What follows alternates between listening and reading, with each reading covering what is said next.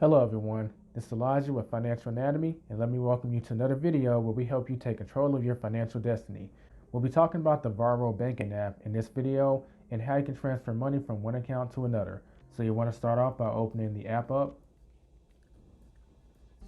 Then you want to click on where it says Move Money.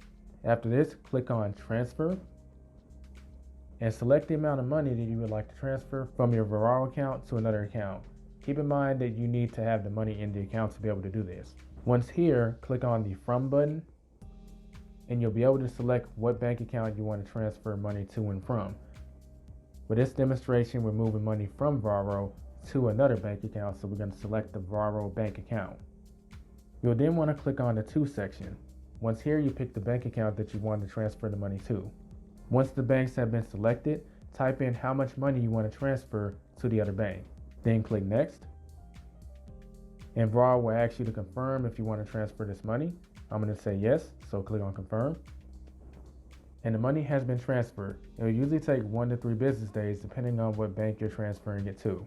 That does it for this video. If you have any questions or comments, feel free to leave them in the comment section below. Don't forget to subscribe if you're new. Hit that thumbs up if you found value in this.